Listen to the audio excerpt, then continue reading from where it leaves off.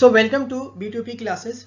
आज हम लोग स्टार्ट करते हैं chapter 8 human health and disease. ठीक है, देखो इस चैप्टर में हम लोग ये डील करेंगे कि किस तरह से हम लोगों की बॉडी में बीमारियां होती हैं, किस तरह से डिफरेंट टाइप्स की बीमारी है, जैसे कि वायरस से कौन कौन सी बीमारी होती है, बैक्टीरिया से कौन कौन सी बीमारी होती है, उसी तरह से कैंसर के बारे में, एड्स के बारे में, मलेरिया के बारे में। ठीक है, ये जो कॉमन बीमारी है जो हम लोग अपने लाइफ स्टाइल में कभी ना कभी एड्स और कैंसर को छोड़कर बाकी जो बीमारी होती है जैसे टाइफाइड, मलेरिया या कॉमन कोल्ड, इस तरह के जो भी डिजीज होते हैं जिसको हम लोगों ने अपने लाइफ टाइम में कभी ना कभी इस तरह के बीमारी को हम लोगों ने फेस किया है।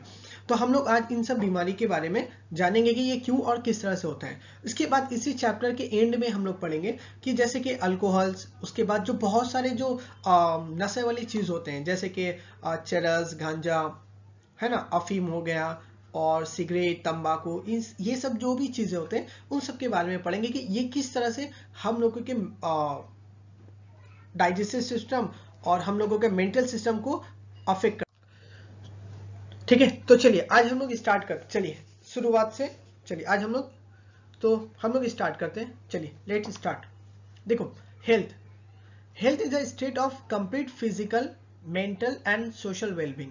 देखो हेल्थ क्या है, होता है हेल्थ एक तरह का कंप्लीट फिजिकल, मेंटल और सोशल वेलबींग। जब एक इंसान तीनों फॉर्मेट में, दैट में फिजिकली, मेंटली एंड सोशली, तीनों तरह से अगर इंसान फिट होता है तब हम ऐसे इंसान को, ऐसे पर्सन को हम हेल्दी पर्सन कहते हैं। सोचो अगर एक इंसान फिजिकली अच्छा है, मतलब कि वो दिखने में लंबा चौड़ा हेल्दी है, फिजिकली फिट है, बट मेंटली तौर पर अगर कोई प्रॉब्लम है, कोई इशू है, तो हम उसे अनहेल्दी इंसान कह देंगे। उसी तरह से वो फिजिकली भी ठीक है, मेंटली भी ठीक है, बट सोशली तौर पर वो ठीक नहीं है। दैट मीन सोशली तौर पर समाज में आए दिन झगड़ा करते रहता है, किसी न किसी तरह का एक वायलेंस क्रिएट करते रहता है। तो अकॉर्डिंग टू साइंस हम ऐसे इंसान को अनहेल्दी पर्सन कंसीडर करते हैं। ठीक है, तो हेल्थ का ये कंप्लीट डिफिनेशन हो गया। सो health is the state of complete physically, mentally and socially wellbeing. जब होगा एक इंसान तो हम उसे हेल्दी पर्सन कहते हैं। Now health is affected by genetic disorders,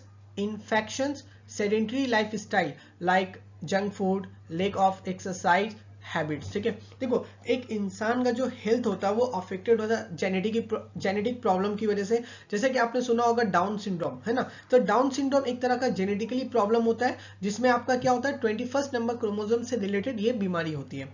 उसके बाद इन्फेक्शंस, अभी जैसा अभी कोरोना का टाइम है, तो आपने देखा होगा कोई ना कोई इंसान को बहुत सारे लोग इन्फेक्टेड हुए हैं। तो किस एक इंसान अगर हो रहा है तो उसकी वजह से दूसरे इंसान भी हो जा रहा है, एक दूसरे पर्सन भी हो जाता है, तो ये इन्फेक्शन की वजह से आता है। उसी तरह से सेडेंटरी लाइफस्टाइल, जैसे एक इंसान का खाना पीना कैसा, अगर सोचो एक इंसान बहुत ज्यादा शराब, अल्कोहल अगर वो ड्रिंक करता है तो ऑब्वियसली सी बात है उसको लीवर में प्रॉब्लम क्रिएट होगा, तो वो क्या हो जाएगा, लीवर में प्रॉब्लम क्रिएट होंगे तो वो अनहेल्दी हो जाएगा पर्सन। उसी तरह से एक इंसान खा रहा पी रहा मस्ती में बट किसी भी तरह का कोई एक्सरसाइज ही नहीं कर रहा है, तो डे बाय डे करके क्या होगा, उसके ओबेसिटी, दैट मीन्स वो मोटापापन होता जाएगा। मोटापा होगा तो blood pressure that means heart में प्रॉब्लम। तो इस तरह के बहुत सारे प्रॉब्लम होने लगेंगे।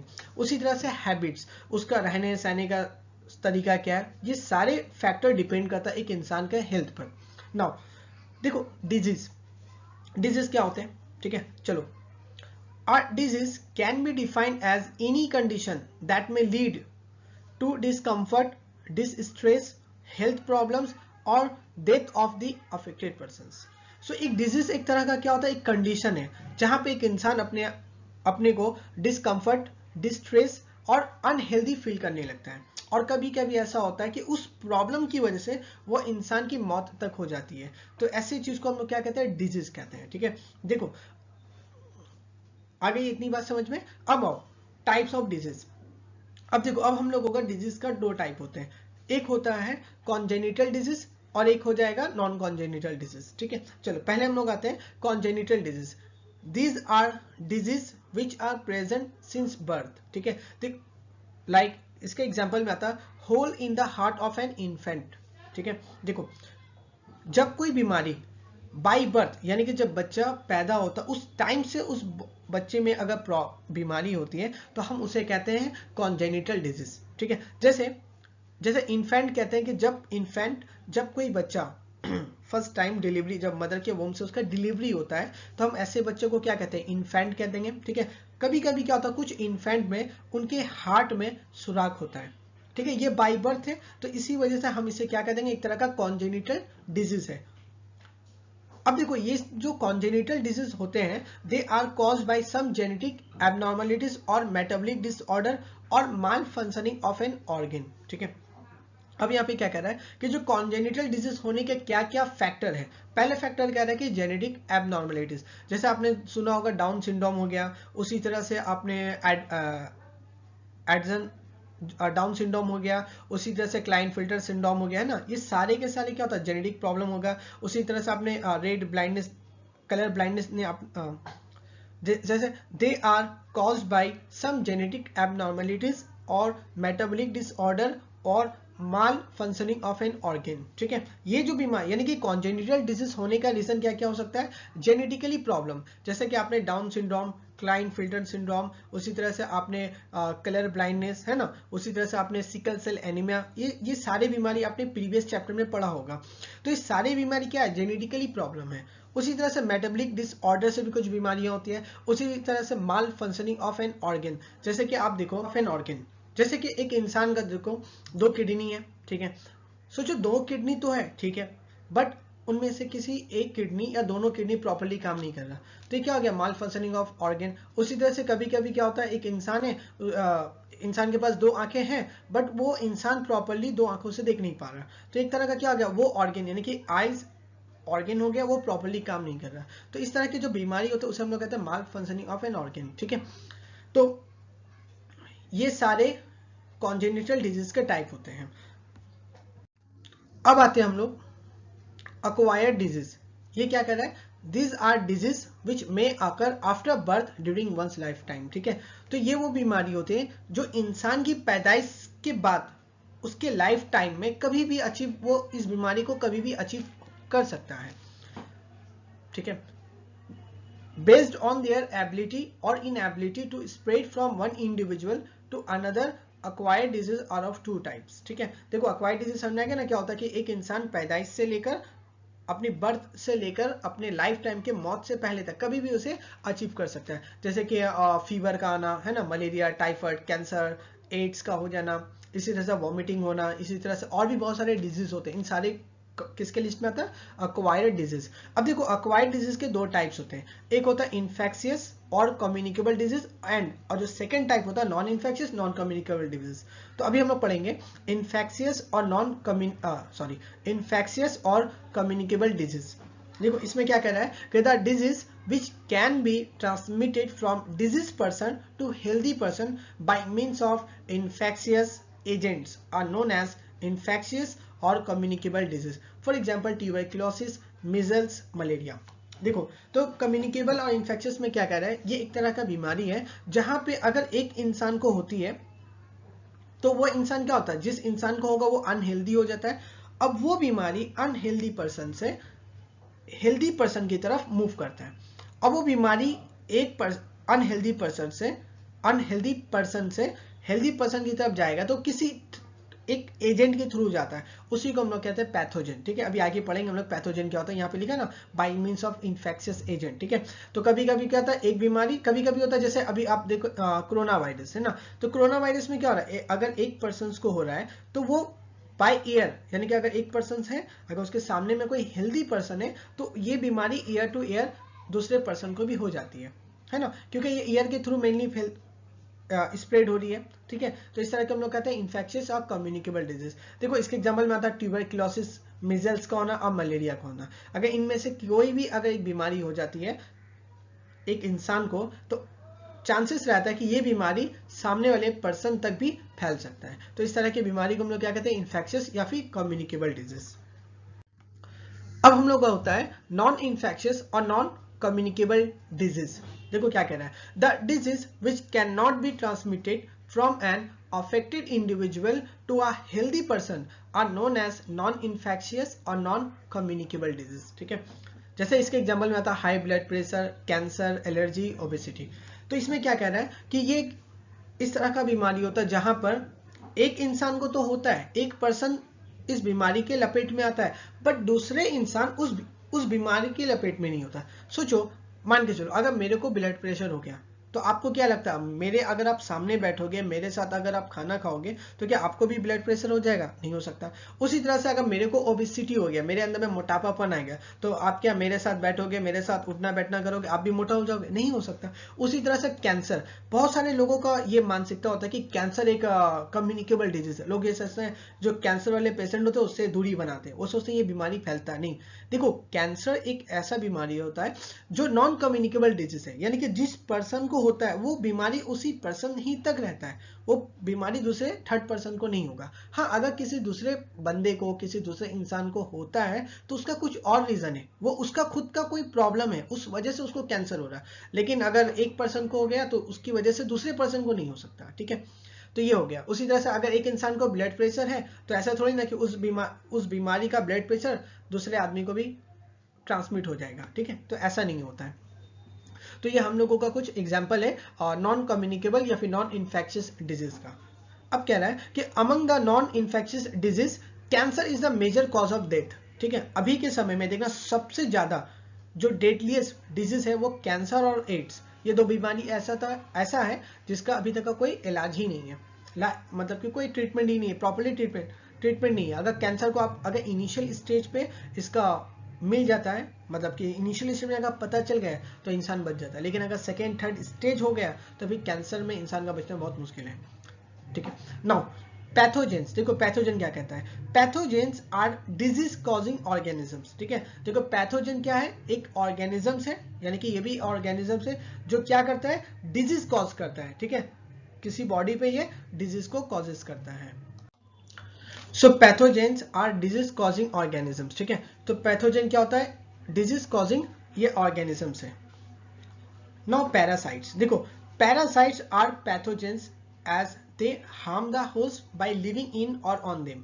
ठीक है, pathogens have to adapt to life within the environment of the host. देखो पैरासाइट क्या होता है, एक्चुअली पैथोजेन को हम लोग पैरासाइट कहते हैं। पैरासाइट मतलब जब पैथोजेंस बॉडी के अंदर में, यानी कि इनसाइड दी बॉडी या ऑन दी बॉडी में रहता है, तो हम उस ऐसे पैथोजन को हम लोग क्या कहते हैं, पैरासाइट। यानी कि जब पैरासाइट बॉडी के अंदर में रहेगा, बॉडी के अंदर में सर्वाइव करता है, तो हम उसे कह देंगे एंडो पैरासाइट। और जब बॉडी के सरफेस पे रहता है तो ऐसे पैरासाइट को कहते हैं हम लोग एक्टो पैरासाइट। ठीक है, उसके बाद देखो क्या कह रहा है कि pathogen have to adopt to life within the environment of the host. ठीक है, देखो अगर एक पैथोजन किसी बॉडी के अंदर रहना चाहता है, यानी कि अगर वो सर्वाइविंग करना चाहता है, तो उसे ये तो पता होना चाहिए कि हम उस बॉडी, जब किसी बॉडी के अंदर जाएंगे तो मेरे को क्या क्या चैलेंज फेस करना होगा। सोचो अगर कोई इंसान जंगल में रहना पसंद, मतलब वो कोई इंसान ये कह रहा है कि मुझे जंगल में रहना है, तो वो उस इंसान को ड्राइविंग के लिए मेरे को रिक्वायरमेंट होगा। उसी तरह से कोई इंसान अगर माउंटेन में रहना चाहेगा तो माउंटेन में रहने के लिए उसे तो ये तो पता होना चाहिए कि भाई मैं माउंटेन जा रहा हूँ तो सर्वाइविंग के लिए मुझे क्या क्या रिक्वायरमेंट है। इन सभी चीजों को जब तक उसे पता ही नहीं रहेगा वहां पे सर्वाइव ही नहीं कर पाएगा। उसी तरह से पैरासाइट जब बॉडी के अंदर रहता है उसे ये चीज तो पता होना चाहिए कि हम किस तरह से सर्वाइव कर सकते हैं। उसके लिए वो अपने अंदर पे मॉडिफाई कुछ चेंजिंग करता है, जिसकी वजह से बॉडी के अंदर में वो आसानी से सर्वाइव कर लेता है। ठीक है, तो ये था हम लोगों के पैथोजेंस के बारे में।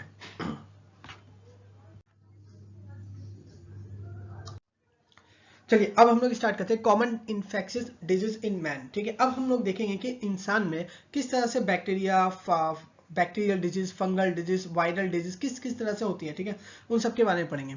चलो सबसे पहले स्टार्ट करते हैं बैक्टीरियल डिजीज। बैक्टीरियल डिजीज में पहले हम लोग पढ़ते हैं टाइफाइड। ठीक है, आप लोगों ने सुना होगा टाइफाइड, मलेरिया, है ना। तो इनमें से एक जो टाइफाइड होता है, टाइफाइड किसकी वजह से होता है, बैक्टीरिया की वजह से। ये जो टाइफाइड का जो पैथोजेन होता है वो एक्चुअली इसका नाम है साल्मोनेला टाइफी, ये ध्यान में रखना। ठीक है, कि साल्मोनेला टाइफी ये पैथोजेन है, इस पैथोजेन की वजह से टाइफाइड बीमारी होता है। देखो इस बीमारी का मोड ऑफ ट्रांसमिशन क्या है, यानी कि किस तरह से ये बीमारी स्प्रेड होता है। It enters the small intestine through the food and water and migrates to other organs through the blood. देखो ये जो बॉडी होता है, ये जो जैसे साल्मोनेला टाइफी मान के चलो, या कोई वाटर के थ्रू या फूड के थ्रू, ये हमारे माउथ से होते हुए, माउथ, ट्रैकिया, फेरिनिक्स, लैरिनिक्स, इन सब से होते हुए क्या आ जाएगा, ये हमारे स्मॉल इंटेस्टाइन में एंटर करता है। ठीक है, स्मॉल इंटेस्टाइन में आने के बाद में अब ये क्या होगा, वहीं पे ये एक्चुअली में सर्वाइव करता है, ठीक है, ये उससे आगे नहीं बढ़ेगा। मेनली इसका जो सर्वाइविंग लोकेशन है वो स्मॉल इंटेस्टाइन होता है, ठीक है। ये इसका मोड ऑफ ट्रांसमिशन हो गया कि ये किस तरह से हम लोगों की बॉडी में आ रहा है। तो ध्यान में रखना, फूड एंड वाटर के जरिए आ रहा है। इसलिए आपने अक्सर सुना होगा कि कुछ भी सब्जी, वेजिटेबल्स या फल फ्रूट जो भी हो उसको धोकर खाना चाहिए। डॉक्टर हमेशा ये एडवाइस करते हैं। एडवाइस क्यों करते हैं? यही रीजन है, क्योंकि बहुत सारे फूड क्या होता है, वो कॉन्टामिनेटेड फूड होता है। दैट मीन्स उसमें क्या होता है, साल्मोनेला टाइफी या अदर माइक्रो ऑर्गेनिजम्स का कुछ ना कुछ आपको लार्वा या फिर उसका कुछ ना कुछ पैथोजन मिलता है। इस वजह उसको धो के खाने से क्या होता है, वो रिमूव हो जाता है।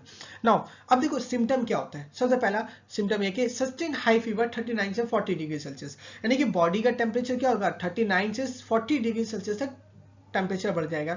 उसके बाद वीकनेस लगेगा, कोई चीज करने का मन ही नहीं करेगा, ठीक है।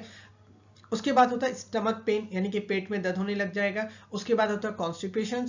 उसके बाद हो जाएगा हेडेक, दैट मीन्स सर में दर्द होने लगता है। Loss of appetite, that means कोई भी चीज खाने का मन ही नहीं करता। और देखो ये जो कॉन्स्टिपेशन है, कॉन्स्टिपेशन का मतलब ये होता है कि आप लोग कुछ भी चीज लिक्विड हो या सॉलिड, जो भी चीज हम लोग खाते हैं, खाने के बाद क्या होता है, उसको स्वेलिंग करेंगे। स्वेलिंग करने के बाद क्या होता है, वो सेमी सॉलिड फॉर्म में जो बॉडी के जो डाउन द बॉडी मूव करता है ना, उसी मूवमेंट को हम लोग कहते हैं बॉवेल मूवमेंट। तो वो बॉवेल मूवमेंट, ये कॉन्स्टिपेशन में क्या होता है, वो जो बॉवेल मूवमेंट होता है ना, उसमें एक प्रॉब्लम होने लगता है। तो फूड क्या होता है, properly down the body move नहीं हो पाता है, ठीक है। तो ऐसे को हम लोग क्या कहते हैं, कॉन्स्टिपेशन। नॉर्मल में हम लोग इसको कहते हैं कब्ज की बीमारी, ठीक है। ये एक सिम्टम हो गया। फिर दूसरा सिम्टम ये होता है कि इंटेस्टाइनल परफोरेशन एंड डेथ में अकर। कभी कभी ऐसा होता है कि इंटेस्टाइनल परफोरेशन, वही जो बॉवेल मूवमेंट होता है ना, यानी कि स्मॉल इंटेस्टाइन में आने के बाद में प्रॉपर्ली मूवमेंट नहीं हो पाएगा, और एक इंटेस्टाइन में स्मॉल इंटेस्टाइन को क्या करता है, परफोरेट कर देगा, ताकि उसमें छोटा छोटा सा आपको है ना, जैसा छिला जाना या फिर छोटा सा होल टाइप का बना देता है, ठीक है। इसकी वजह से इंसान क्या होता है, इस बीमारी में मर भी जाता है, ठीक है। तो ये हम लोगों का सिम्टम हो गया। उसके बाद कंफर्मेशन टेस्ट, अगर किसी इंसान को टाइफाइड है तो टाइफाइड कैसे पता चलता है, वाइडल टेस्ट के जरिए। Widal test is used for confirmation of the disease, ठीक है। अगर किसी को टाइफाइड है तो उसके लिए कौन सा टेस्ट कराना पड़ता है, वाइडल टेस्ट। अगर आप में से किसी को अगर हुआ होगा तो आप लोगों को ये सारे जो भी प्रॉब्लम है, आपने इन सारे प्रॉब्लम को फेस किया होगा। ये सारा कॉन्स्टिपेशन, हेडेक होना, लॉस ऑफ एपेटाइट का हो जाना, ठीक है। और डॉक्टर हमेशा एक टेस्ट करवाता है, उस टेस्ट को रिपोर्ट देखने के बाद वो कह देंगे हाँ वाइडल टेस्ट होगा। उससे ये पता चल जाएगा कि आपके बॉडी में या किसी भी पर्सन के बॉडी में क्या है, पैथोजन साल्मोनेला टाइफी है, ठीक है। तो ये था हम लोगों का टाइफाइड के बारे में। अब हम लोग पढ़ते हैं नेक्स्ट डिजीज। Now pneumonia. देखो निमोनिया एक तरह का बीमारी होता है, ठीक है। इसका जो पैथोजन है ये किसकी वजह से होता है, स्ट्रेप्टोकोकस या diplococcus pneumonia and Haemophilus influenza, इनकी वजह से होता है इंसानों में, ठीक है। याद रखना स्ट्रेप्टोकोकस, डिप्लोकोकस ये दोनों ही एक ही नाम है, मतलब बैक्टीरिया है। और हेमोफिलस इन्फ्लुएंजा ये भी बैक्टीरिया है। इन दोनों की वजह से ये दोनों पैथोजन है निमोनिया का। देखो ये किस तरह से ट्रांसमिट होता है, इनहेलिंग द ड्रॉपलेट्स और aerosols release by N infected person. मान के चलो कोई एक इंसान है, वो अगर इन्फेक्टेड है, यानी कि वो अनहेल्दी पर्सन हो गया, वो किसी तरह से स्नीजिंग करता है या फिर वो क्या बोलते हैं उसको, खांसता है या स्नीजिंग कर रहा है, ठीक है। तो उसका क्या होता है, कुछ ड्रॉपलेट दिखना माउथ से या नोज से रिलीज होता है। वही ड्रॉपलेट अगर किसी हेल्दी पर्सन की तरफ जाता है तो वही प्रॉब्लम क्रिएट करता है, ठीक है। इसलिए इसे हम क्या कहते हैं, कभी अगर किसी भी तरह का कोई निमोनिया वाला पेशेंट है तो आप उससे दूरी अपनाओ। Second, sharing the glasses and utensils with an infected person. अगर कोई इंसान है जो यानी कि जो अनहेल्दी है यानी कि इन्फेक्टेड पर्सन है, उसके साथ में ग्लास, अगर एक ग्लास है, अगर वो इन्फेक्टेड है तो अगर वो पानी पी रहा है तो आप उस ग्लास में उसके साथ पानी मत पियो। कौन से सेंस में, इस सेंस में कि वो इंसान इन्फेक्टेड, इस वजह से। अब ऐसा नहीं कि वो लोअर कास्ट है इसलिए मैं उसके पानी नहीं पीऊंगा, ठीक है। इस वे में आप उसको मत करना।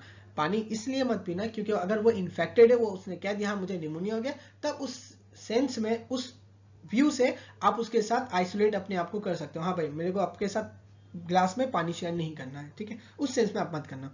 अब देखो इसमें सिम्टम क्या होता है, इन्फेक्ट्स लंग्स अल्विलाई। हम लोग जानते हैं कि हम लोग का जो लंग्स होता है, लंग्स का अल्विलाई का, जहाँ पे अल्विलाई नहीं कहा था मेन, ये अल्विलाई ही तो मेन जगह होता है ना, मेन प्लेस होता है जहाँ पे कार्बन डाइऑक्साइड एंड ऑक्सीजन का क्या होता है, एक्सचेंज होता है। तो ये क्या करता है, लंग्स के अल्विलाई को इन्फेक्ट करता है। The alveoli get filled with fluid leading to respiratory problems, ठीक है। तो क्या करेगा, अल्विलाई में किसी तरह का फ्लूइड को वो उसमें फ्लूइड भरने लगता है, जिसकी वजह से ब्रीदिंग में प्रॉब्लम होने लगती है। उसके बाद फीवर, चिल्स, कफ, हेडेक, इस तरह की बीमारी हो जाएगा। ठीक है, इस तरह की चीज देखे जाते हैं। सीवियर केसेस यानी कि जब बहुत ज्यादा सीरियस हो जाता है तो उस ऐसे कंडीशन में lips and finger nails turn grey to bluish colour. देखना नॉर्मल जो हम लोग का लिप्स एंड फिंगर वो ग्रे कलर का होता है, बट जब बहुत सीवियर केसेस में बीमारी काफी ज्यादा पूरे बॉडी में फैल जाता है तो उस केसेस में क्या होगा कि जो नेल्स और लिप्स और फिंगर का जो कलर्स होते हैं, फिंगर नेल्स का जो कलर होता है ग्रे से, वो ब्लूइश कलर में चेंज होने लगता है। ठीक है, तो ये था हम लोगों का निमोनिया के बारे में कि इसका पैथोजेन क्या है, इसका मोड ऑफ ट्रांसमिशन क्या होता है, इसका सिम्टम क्या है। ठीक है, ये आप ध्यान में रखना। उसके बाद देखो और भी कुछ ऐसी बीमारी है जो बैक्टीरिया की वजह से होता है, जैसे डाइसेंट्री, प्लेग, डिप्थेरिया। ठीक है, ये 3 जो बीमारी है वो एनसीईआरटी में मेंशन है, बट इसके बारे में एनसीईआरटी हम लोगों को डिटेल में नहीं बताया, तो इसलिए एनसीईआरटी के अकॉर्डिंग हम लोगों को इन बीमारी के बारे में डिटेल में फिलहाल पढ़ने का दरकार नहीं है। ठीक है, तो याद रखना डाइसेंट्री, प्लेग एंड डिप्थेरिया ये 3 बीमारी बैक्टीरियल डिजीज है। ठीक है, देखिए आपसे यही क्वेश्चन करेगा कि निमोनिया का, जैसे कि अगर आप अभी 12 का एग्जाम दोगे तो आपसे क्वेश्चन क्या कर सकता है कि बताओ निमोनिया का पैथोजन क्या है, निमोनिया का मोड ऑफ ट्रांसमिशन क्या होता है, इस टाइप का क्वेश्चन आ जाएगा। फिर बोलेगा right down the symptom of the pneumonia, pneumonia का सिम्टम क्या होता है। ठीक है, इस तरह का क्वेश्चन आता है। और आपका ये तो शॉर्ट में आ जाएगा। अगर लॉन्ग में क्वेश्चन डाला तो ये क्वेश्चन डाल देगा कि right a short notes on pneumonia, pneumonia के ऊपर में शॉर्ट नोट्स लिखो। ठीक है, ये चीज होती है। चलिए अब हम लोग आगे की तरफ बढ़ते हैं। Now viral disease. ठीक है, तो इससे पहले हम देखो हम लोग बैक्टीरियल पढ़ चुके हैं, अब हम लोग पढ़ेंगे वायरल डिजीज के बारे में। सो वायरल डिजीज में सबसे पहला हम लोग है कॉमन कोल्ड। ठीक है, देखो इसका जो पैथोजन है वो राइनोवायरस। ठीक है, राइनोवायरस की वजह से कॉमन कोल्ड होता है। इसका मोड ऑफ ट्रांसमिशन क्या है, इनहेलिंग ड्रॉपलेट्स रिजल्टिंग फ्रॉम कफ और sneezes through the contaminated objects. Contaminated object मान के चलो कोई इंसान है, वो किसी टॉवेल से अपने यानी कि एक इंसान मान के चलो वो इन्फेक्टेड है। ठीक है, उसे कॉमन कोल्ड है। अब उसे स्नीजिंग हुआ, उसने क्या किया, या उसके पास में हैंकी है या फिर रुमाल है वो किसी तरह का, उसने क्या किया, वो हैंकी में ही वो स्नीजिंग करता है। तो वो स्नीजिंग क्या होगा, उसका स्नीजिंग करने की वजह से उसका जो ड्रॉपलेट होता है, ड्रॉपलेट निकलेगा, है ना, लिक्विड टाइप का छोटा रहता है, वो ड्रॉपलेट निकलेगा। अब वो ड्रॉपलेट क्या हो जाएगा, वो तुम्हारे हैंकी में रहता है। अब कोई सेकेंड पर्सन जो हेल्दी पर्सन है, अगर वो उसका हैंकी को यूज करता है तो ड्रॉपलेट क्योंकि उसके हैंकी में है, उसकी वजह से वो इंसान भी क्या होता है, हेल्दी पर्सन भी इन्फेक्टेड हो जाता है। ठीक है, इसलिए किसी भी इंसान का हैंकी हो या कोई ऐसी चीजें जो उसको वो रेगुलर यूज करता है अपने नाक मुंह साफ करने के लिए, तो उसको आप अवॉइड करना, लेने की कोशिश मत करना, जो जिसका उसको उसी को देना यूज करने के लिए। ठीक है, ये इसका होता है mode of transmission. Now symptom क्या होता है इस बीमारी में, infects nose and respiratory passage. इसमें नोज को प्रॉब्लम क्रिएट करता है और रेस्पिरेटरी समझ में आता है ना, जो नोज के बाद वाला जो हिस्सा होता है, जो हम लोग का ये इन्फेक्ट नोज एंड रेस्पिरेटरी को प्रॉब्लम क्रिएट करता है। ठीक है, जो गर्दन साइड का जो पोर्शन होता है, ठीक है, ट्रैकिया वगैरह जो होता है वहां पे प्रॉब्लम क्रिएट करता है।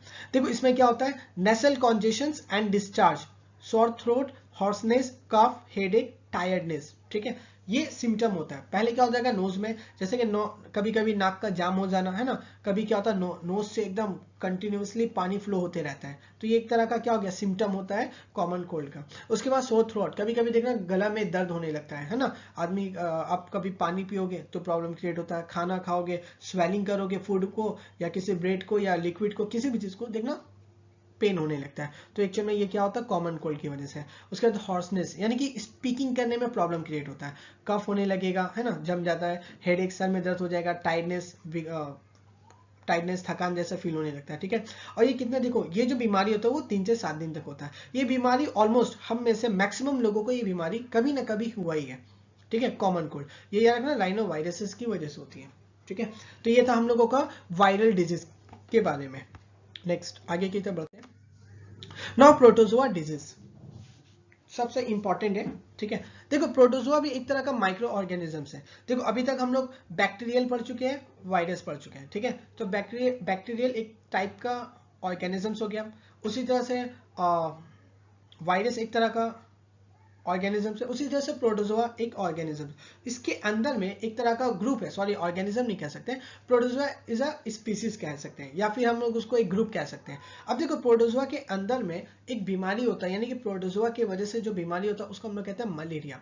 ठीक है। मलेरिया का जो पैथोजन होता है वो प्लाज्मोडियम स्पीसीज, यानी कि प्लाज्मोडियम वाइवेक्स से भी हो सकता है, या प्लाज्मोडियम मलेरिया से भी हो सकता है, प्लाज्मोडियम ओवेल भी हो सकता है, और प्लाज्मोडियम फैल्सीपेरम से भी हो सकता है, ठीक है।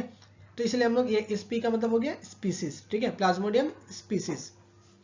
ये 4 प्लाज्मोडियम का स्पीसीज होता है, ठीक है, इसको नाम याद रखना, Plasmodium vivax, Plasmodium malaria, Plasmodium oval, Plasmodium falciparum. चलो अब हम लोग देखते हैं कि मोड ऑफ ट्रांसमिशन, यानी कि इस बीमारी का ट्रांसमिशन क्या होता है। Biting of female anopheles mosquito, ये इंपॉर्टेंट है, ठीक है, ध्यान रखना। ये जो बीमारी होता है एक्चुअली फीमेल एनाफिलिस मॉस्किटो को बाइटिंग करने की वजह से ये बीमारी फैलता है। Symptoms, haemozoin causes chill and high fever recurring every 3 to 4 days।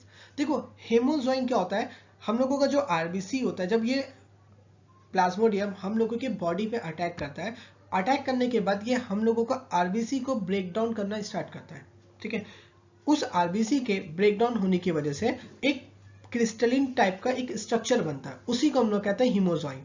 ये हीमोजॉइन की वजह से क्या होगा, हर 3 से 4 दिन के बाद फीवर आने लगती है, ठीक है। उसके बाद देखो life cycle of Plasmodium. Life cycle of Plasmodium has 3 phases, ठीक है, इसका 3 फेज होता है। एक को कहते हैं साइजोगोनी, एक को गेमोगोनी, एक को स्पोरोगोनी। जैसे देखो हम लोग इंसान है, हम लोग का भी लाइफ फेज होता है, जैसे कि एक सबसे पहला हो गया चाइल्डहुड वाला, है ना, फिर एक होता है अभी मिड एज में, जो अभी हम लोग जिस एज पर है ना, एक मिड एज होता है, एक जिसको हम लोग अडल्ट भी कहते हैं, और एक होता है ओल्ड वर्ड, जहाँ पे लास्ट स्टेज होता है। हम लोगों को भी 3 स्टेज होते हैं, उसी तरह से प्लाज्मोडियम का भी 3 स्टेज आ जाएंगे। Female anopheles mosquito is the primary host while man is the secondary host, ठीक है। देखो जैसे कि प्लाज्मोडियम है, तो प्लाज्मोडियम को अपना लाइफ साइकिल कंप्लीट करने के लिए देखो ये जो प्लाज्मोडियम स्पीसीज होते हैं, ठीक है, इसके लिए प्लाज्मोडियम स्पीसीज अपना लाइफ साइकिल को 2 ऑर्गेनिज्म के हेल्प से कंप्लीट करता है। पहला जो ऑर्गेनिजम्स होता है वो फीमेल एनाफिलिस मॉस्किटो, जिसे हम लोग प्राइमरी होस्ट कहते हैं, और जो सेकेंडरी होस्ट होता है वो इंसान, मैन, ठीक है, मैन फीमेल, मेल फीमेल कोई भी हो सकता है, ठीक है, इंसान हो सकता है।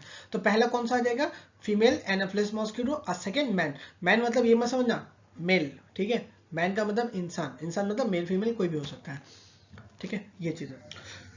Now life cycle of Plasmodium in man, ठीक है, यानी कि इंसानों में प्लाज्मोडियम का लाइफ साइकिल क्या होता है। देखो पहले क्या कह रहा है, first point, the infective stage of Plasmodium is the sporozoite, ये ध्यान में रखना, ठीक है। प्लाज्मोडियम का जो इन्फेक्टिव स्टेज होता है उसका नाम क्या है, sporozoite, which is injected into the blood of the human by the female anopheles mosquito. देखो ये स्पोरोजोइट फीमेल मॉस्किटो कैरी करती है, और ये क्या करेगी, एक हेल्दी पर्सन को, ठीक है, एक हेल्दी इंसान के बॉडी में उसको जब काटने बाइट करने जाती है, तो बाइट करने के चक्कर में वो क्या करती है, इस स्पोरोजोइट को हेल्दी पर्सन के बॉडी के अंदर पे एंटर कर देती है। उसके बाद क्या होता है, next point, from the human blood sporozoite reach the liver cells where they multiply. ध्यान में रखना, जैसे मॉस्किटो जैसे काटी फीमेल मॉस्किटो, ठीक है, वो ब्लड में जाएगा, ब्लड में जाने के बाद में ये जो स्पोरोजोइट होता है वो कहाँ पे जाएगा, सबसे पहले लीवर सेल्स में जाएगा, ठीक है। अगर आपसे कभी भी क्वेश्चन कर दे कि बताओ जो प्लाज्मोडियम जो होता है बॉडी में, जब ह्यूमन बॉडी के अंदर में जाएगा तो सबसे पहले कौन से ऑर्गन्स में जाता है, तो ध्यान रखना लीवर सेल्स में, और किसके थ्रू आता है, ब्लड के थ्रू, ठीक है। सो सबसे पहले वो लिवर्स में आएगा, और लिवर्स में आने के बाद में क्या करता है, वो मल्टीप्लाई करके अपना पॉपुलेशन को, अपने नंबर को इंक्रीज करता है। उसके बाद the liver cells rupture to liberate the parasite into the blood where they attack the RBCs, multiply and cause their ruptures। अब देखो क्या करेगा, ये अपना पॉपुलेशन, अपने नंबर को इनहेंस कर चुका है, अब वो मूव करता है ब्लड ही के थ्रू, कहाँ पे जाएगा, ब्लड में, यानी कि वहां से लीवर से निकलने के बाद वो ब्लड से जाएगा, और ब्लड में हम लोग जानते हैं आरबीसी रहता है, अब वो क्या करता है, आरबीसी को अटैक करना स्टार्ट कर देगा, ठीक है। अब वो आरबीसी में ही जाएगा, आरबीसी को अटैक भी करता है, अपने मल्टीप्लाई दैट मींस अपने नंबर को बढ़ाएगा, और अब जैसे जैसे इसका प्लाज्मोडियम का नंबर बढ़ते रहता है वैसे वैसे लोग क्या करेगा, आरबीसी को रैप्चर दैट मींस उसका ब्रेक डाउन करना स्टार्ट कर देता है। The rupture is associated with the release of a toxin called haemozoin, ठीक है। जैसे ही हम लोगों का आरबीसी को रैप्चरिंग यानी कि ब्रेक डाउन स्टार्ट होता है, तो आरबीसी के ब्रेकडाउन होने की वजह से एक केमिकल, एक टॉक्सिन रिलीज होता है, इसको हम लोग क्या कहते हैं, हेमोजॉइन कह देंगे।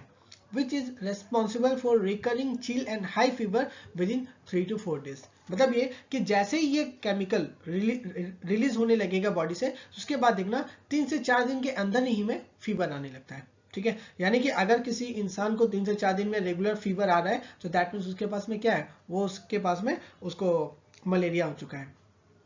The development of gametocyte takes place in RBCs. ठीक है, देखो गैमेटोसाइट जैसा इंसान में होता है मेल गैमेटोसाइट, फीमेल गैमेटोसाइट, उसी तरह से मॉस्किटो प्लाज्मोडियम भी क्या करता है, अपने गैमेट्स को फॉर्मेशन करता है। तो ये गैमेट्स कहाँ बनाता है, इंसान के आरबीसी में फॉर्मेशन करता है। ठीक है, विच आर ऑफ 2 टाइप्स, यानी कि गैमेटोसाइट 2 तरह का हो जाएगा। एक होगा मेल गैमेटोसाइट जिसको हम लोग माइक्रो गैमेटोसाइट भी कहते हैं, और एक होता है फीमेल गैमेटोसाइट जिसको हम लोग मैक्रो गैमेटोसाइट भी कह देंगे। ठीक है, तो ये गैमेटोसाइट हो गया। तो देखो life cycle of plasma in man से आपको क्या क्या ध्यान में रखना है, ये चीज ध्यान में रखना कि ये किस फॉर्म में एंटर करता है, स्पोरोजोइट की फॉर्म में। किसके काटने की वजह से, फीमेल एनाफिलस मॉस्किटो की काटने की वजह से होता है। ये किसके थ्रू होता है, किसके थ्रू ब्लड में आता है, ब्लड के थ्रू।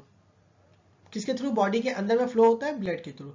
और सबसे पहले ये स्पोरोजोइट कौन से ऑर्गन्स को अटैक करता है, लिवर सेल्स को। लिवर सेल्स में जाने का वो नंबर को बढ़ा लेगा, उसके बाद पूछता है ये कहाँ पे जाएगा, आरबीसी, यानी कि ब्लड में फ्लो होगा, ब्लड में जाने के आरबीसी को रैप्चरिंग करता है। फिर कहता है ये हीमोजोइन क्या होता है। ठीक है, तो बस अगर हीमोजोइन का डिफिनेशन पूछेगा आपको इतना डिफाइन कर देना है, यहाँ से यहाँ तक ये हीमोजोइन का डिफिनेशन हो गया। ठीक है, फिर ये हीमोजोइन क्यों होता है कि जब आरबीसी का ब्रेकडाउन होने लगता है तो केमिकल रिलीज होगा, उसी को हम लोग हीमोजोइन कहते हैं। इस हीमोजोइन की वजह से क्या होता है, आपको 3 से 4 दिन के अंदर में फीवर और ठंडा लगने, फीवर आ जाएगा और ठंड लगने लगती है। ठीक है, और उसके बाद क्या करता है वो लोग, जब आरबीसी का रैप्चरिंग हो जाएगा उसके बाद वो लोग अपना गैमेट्स बनाना स्टार्ट करता है। ठीक है, तो ये इतना सारा जो प्रोसेस है, जो मैकेनिज्म है, वो कहाँ पे होता है, इंसान में होता है। ठीक है, चलिए नेक्स्ट स्टेज पढ़ते हैं इसका, life cycle of Plasmodium in female anopheles mosquito. अब देखो इसमें किस तरह से होता है, when a female anopheles mosquito sucks the blood of an infected human host, it receives the RBCs including the gametocyte. देखो अभी इससे पहले हम लोग क्या पढ़े थे, मैन में गैमेटोसाइट बन चुका था, आरबीसी में female gametocyte and male gametocyte. अब कोई फीमेल एनाफिलस मॉस्किटो किसी इन्फेक्टेड पर्सन को बाइट करती है, तो ये जो गैमेटोसाइट है ना, ये गैमेटोसाइट जब वो ब्लड को सक करेगी तो ब्लड के साथ साथ में ये जो गैमेटोसाइट है वो उस ब्लड के साथ में फीमेल एनाफिलस मॉस्किटो के पास आ जाता है। ठीक है, आ जाती है। Further development occurs in the stomach wall of the mosquito. अब जो ये जो गैमेटोसाइट बन चुका है इंसान में, अब इसका जो फर्दर डेवलपमेंट होता है वो कहां पे होगा, मॉस्किटो के स्टमक में होता है। The gametes fuse to form a zygote, that means fertilisation कहां पे होता है, मॉस्किटो के स्टमक वॉल में गैमेट्स का फ्यूजन होगा। ठीक है, और क्या बना देगा, zygote. The zygote undergoes further development to form sporozoite. ठीक है, यानी कि जाइगोट दोनों का फ्यूजन होगा, मेल गैमेट्स फीमेल गैमेट्स का फ्यूजन होने के बाद जाइगोट बना, जाइगोट का फर्दर डेवलपमेंट होने के बाद क्या बनता है, यही स्पोरोजोइट बन गया है ना। और यही क्या होता है, सबसे डेंजरस चीज होता है sporozoite. The sporozoites after liberation from the stomach wall move to different organs in the body cavity. देखो अब क्या होगा, ये जो फीमेल एनाफिलस मॉस्किटो के स्टमक वॉल में क्या हुआ था, स्पोरोजोइट फॉर्मेशन हुआ। अब ये स्पोरोजोइट स्टमक वॉल से मूव, वहां से निकलकर अब ये डिफरेंट ऑर्गन, यानी कि मॉस्किटो फीमेल मॉस्किटो के बॉडी के डिफरेंट ऑर्गन में मूव करना स्टार्ट कर देता है। But many of them penetrate the salivary gland. ठीक है, यानी कि ये बहुत सारे चला जाएगा, उनमें से बहुत सारे ऐसे होते हैं जो कहां तक जाता है, सैलिवरी ग्लैंड। और हम जानते हैं सैलिवरी ग्लैंड क्या होता है, स्टमक के माउथ के पास में होता है। अभी हम लोग नेक्स्ट पेज में देखेंगे किस तरह से उसका चार्ट में देखेंगे तो आपको क्लियर समझ में आ जाएगा। और ठीक है, सो मेनी ऑफ देम कहां पे चला जाएगा, ये सैलिवरी ग्लैंड में चला जाता है। ठीक है, याद रखना। उसके बाद क्या कर रहा है, the mosquito now becomes infective. ठीक है, when the female anopheles mosquito bites a healthy person, the sporozoites are injected in her blood along with saliva। ठीक है, अब मान के चलो वो जो मॉस्किटो जिसके अंदर में ये स्पोरोजोइट कैरी था, वो क्या करेगा, किसी अगर नॉर्मल पर्सन है, ठीक है, अब वो अगर नॉर्मल पर्सन को बाइटिंग करती है तो उसके काटने की वजह से क्या होगा, ये जो स्पोरोजोइट है, ये जो स्पोरोजोइट है, ये स्पोरोजोइट उसका कहां पे था, सैलिवरी ग्लैंड पे। ये स्पोरोजोइट उसके सैलिवरी ग्लैंड पे, वो जब बाइट करती है, बाइट करने की वजह से क्या होगा, उसका जो सलाइवा रहेगा मॉस्किटो का, वो क्या होगा, मूव कर जाएगा एक हेल्दी पर्सन के बॉडी के अंदर में। ठीक है, देखो कोई भी मच्छर या फिर मॉस्किटो जो बाइटिंग करती है, मेनली जो बाइट जो काटती है वो फीमेल जो होती है वो काटती है। ठीक है, वो लोग इसलिए काटती है, वो हम लोगों की बॉडी से ब्लड को सक करती है। ब्लड को सक इसलिए करती है क्योंकि उन लोगों का फर्टिलाइजेशन के लिए और उनकी ग्रोथ के लिए रिक्वायरमेंट होता है, इसलिए वो लोग क्या करती है, ब्लड को सकिंग करती है। ठीक है, फीमेल मॉस्किटो। यहां तक हो गया। चलिए नेक्स्ट, अब देखिए, अब हम लोग पढ़ेंगे इस वाले में। देखो इसमें डायग्राम में बहुत अच्छी तरह से गिवन है, एनसीईआरटी का डायग्राम है। ठीक है, देखो इसमें क्या कह रहा है, सबसे पहले यहां से देखो क्या इसमें लिखा हुआ, when the mosquito bites another human sporozoite are injected with the bite. मान के चलो सपोज ये एक मॉस्किटो है, फीमेल मॉस्किटो, इसके बॉडी में पहले से क्या है, ये स्पोरोजोइट। ठीक है, ये स्पोरोजोइट इस मॉस्किटो के अंदर प्रेजेंट है, ये अभी अजम्पशन करके चलो तुम। अब देखो ये मॉस्किटो इसको बाइट करती है, बाइट करने के बाद क्या हो रहा है, ये जो स्पोरोजोइट है ये एक हेल्दी पर्सन, ये जो हाथ फिंगर दिख रहा है ना, हैंड, ये एक मान के चलो एक हेल्दी पर्सन का हैंड है। ठीक है, ये मॉस्किटो बाइट की और ये स्पोरोजोइट इसके बॉडी में इंटर कर दी। अभी देखो ये कहां मूव करके आ गया, लीवर में। Parasite that means sporozoites reach the liver through the blood. ठीक है, ब्लड के थ्रू ये कहां पे आ गया, लीवर्स में। अब देखो क्या होगा, the parasites reproduces asexually in liver cells, है ना, हम लोग पढ़े रिप्रोडक्शन में सेक्सुअली असेक्सुअली टाइप होते हैं, तो ये यहाँ पे लीवर के अंदर में किस तरह का सेक्सुअल रिप्रोडक्शन शो करता है, असेक्सुअली। ठीक है, ध्यान में रखना, asexually bursting the cell and release into blood. अब क्या करेगा, ये यहां से लीवर सेल्स को ब्रेक करना स्टार्ट करके वहां से अपना पॉपुलेशन को बढ़ाना स्टार्ट कर देगा। देखो पहले कितना था, कुछ ही था, अब देखो कितना सारा इसका पॉपुलेशन प्रोजेनी बन चुका है ना। अब ये जो प्रोजेनी रहेगा यानी कि इसका जो नंबर पॉपुलेशन रहेगा, now parasite reproduce asexually in red blood cells, bursting the red blood cells and causing cycles of fever and other symptoms, release parasite infect new red blood cells. देखो तो ये दो बार असेक्सुअली कर रहा है, पहला liver cells में, ठीक है, एक बार लीवर सेल्स में कर चुका है, अब सेकेंड टाइम ये देखो ये कहां पे करेगा, रेड ब्लड सेल्स में। देखो अभी यहाँ पे कितना था, ये वाला डायग्राम में देखना, जस्ट आपको एक स्पोरोजोइट मिल रहा है, यानी कि एक आपको प्लाज्मोडियम स्पीसीज मिलेगा। अब देखो यहाँ से कितना हो गया, देखो इतना सारा बन गया, अब देखो ये कितना हो गया, इतना सारा बन गया, है ना, इतना सारा इसका पॉपुलेशन बढ़ गया। तो ये किस तरह से किया, असेक्सुअली रिप्रोडक्शन करके, असेक्सुअली रिप्रोडक्शन करके। अब देखो ये क्या कर रहा है, इसको अब इसे क्या करना है, रैप्चरिंग करना स्टार्ट कर दिया, पहले यहां था, अब यहाँ पे हो गया, अब यहाँ पे आया। देखो अब इसको क्या कर रहा है, आरबीसी को रैप्चर कर रहा, अब ये पॉपुलेशन इसका इतना हो गया, अब ये यहाँ पे बाहर आ गया, है ना। Now and other symptoms, release the parasite infect new red blood sales. अब ये जो आपका ये जो पैरासाइट होगा, ये क्या होगा, दूसरे सेल्स को ये निकलेगा। देखो ये आरबीसी को तो रैप्चर कर चुका है, ये अब आरबीसी किसी काम का नहीं है। अब ये क्या करेगा, दूसरे आरबीसी को जाके अटैक करना स्टार्ट करता है। ठीक है, देखो यहाँ पे क्या कर रहा है, ये यहाँ पे बना, अब ये क्या करेगा, sexual stages gametocyte develop in red blood sales, यानी कि रेड ब्लड सेल्स में ये लोग क्या करता है, फीमेल एंड मेल गैमेट्स को फॉर्मेशन करने लगेगा। ठीक है, तो यहाँ पे क्या हो गया, मेल एंड फीमेल गैमेट्स बन गया। अब ये मेल फीमेल गैमेट्स क्या हो गया, ठीक है, मान के चलो अब ये पर्सन जो था, पहले देखो यहाँ तक क्या था, ये हेल्दी था, लेकिन इतने सारे प्रोसेस होने के बाद में, जब इतना सारा प्रोसेस हो चुका है, तो अब ये इंसान यहाँ पे हेल्दी था, अब ये अनहेल्दी हो चुका है। ठीक है, मान के चलो कोई अनदर मॉस्किटो, कोई भी, जरूरी नहीं कि ये जो मॉस्किटो वही मॉस्किटो वापस से बाइट की करेगी, कोई भी फीमेल एनाफिलस मॉस्किटो मान के चलो वो पर्सन के हैंड में, पैर में, लेग में, कहीं भी अगर वो आके बाइट करती है और उसके ब्लड में, क्योंकि देखो ये जो गैमेटोसाइट होगा पूरे ब्लड में फ्लो हो रही है, ठीक है, तो कहीं भी कट करे, नेक में, ठीक है, कहीं भी कट करेगी, तो ये जो गैमेटोसाइट होगा, ये गैमेटोसाइट मान के चलो इसके यहाँ पे फ्लो हो रहा था ब्लड के थ्रू, अब ये अपने बाइट कर रही है, बाइट क्यों करी, क्योंकि इसको ब्लड चाहिए अपने रिप्रोडक्शन के लिए और फर्टिलाइजेशन के लिए। तो ये जैसे ब्लड को सक करती है ना, ब्लड को सक करने के चक्कर में ये जो गैमेटोसाइट है, ये उसे भी ये जो गैमेटोसाइट होगा, ये उसे भी ये उसे भी ले लेती है। देखो फीमेल मॉस्किटो का इंटेंशन नहीं है ये गैमेटोसाइट को लेना, ठीक है, इस गैमेटोसाइट से इसका कोई लेना देना नहीं है, ये क्या हो रहा है, ठीक है, ये एक तरह से बाई चांस हो रहा है, ऐसा नहीं कि फीमेल एनाफिलस मॉस्किटो इसलिए बाइट करी ताकि उसको गैमेटोसाइट चाहिए, नहीं, उसे चाहिए ब्लड, उस ब्लड में क्या होता है, गैमेटोसाइट, इस वजह से उसे ब्लड के साथ साथ में ये गैमेटोसाइट भी फ्री में मिल जाता है। अब देखो ये फीमेल मॉस्किटो इसे सक करने के बाद में इसके बॉडी में आ चुका है। अब क्या कह रहा है कि female mosquito takes up gametocyte with the blood meal. Now fertilisation and development takes place in the mosquito's intestine. हम लोग ने वहां पैराग्राफ में भी देखा था कि मॉस्किटोज का जो स्टमक वॉल होता है वहां पे क्या होगा, फर्टिलाइजेशन। ये जो दो फीमेल गैमेट और जो मेल गैमेट बना है, ये दोनों देखो कहां बन रहा है, इंसान में, और इसका फर्टिलाइजेशन क्या हो रहा है, फीमेल के स्टमक वॉल में। अब यहाँ पे फर्टिलाइजेशन हो जाएगा। फर्टिलाइजेशन होने के बाद में क्या बनाता है, जाइगोट बनेगा, है ना, पढ़े थे हम लोग, जाइगोट बनेगा। और जाइगोट फर्दर किस में डेवलप होता है, स्पोरोजोइट्स में। ठीक है, अब ये देखो ये कहाँ पे मूव कर जाएगा, सैलिवरी ग्लैंड में। ठीक है, स्टमक हो गया ये। ठीक है, ये स्टमक है, स्टमक का यहाँ पे सैलिवरी ग्लैंड होता है। ये पोर्शन जो दिख रहा है आपको यहाँ पे प्रॉपर्ली आपको नहीं दिख रहा होगा, यहाँ पे इसका सैलिवरी ग्लैंड होता है। ठीक है, तो ये मूव कर जाएगा सैलिवरी ग्लैंड में, सैलिवरी ग्लैंड में जाएगा और इसका स्पोरोजोइट हो जाएगा। So now mature infective stages sporozoites escape from intestine and migrate to the mosquito salivary glands. ठीक है, now when the mosquito bites another, अब देखो ये जो स्पोरोजोइट ये कहाँ पे, ये मॉस्किटो के अंदर में ही है।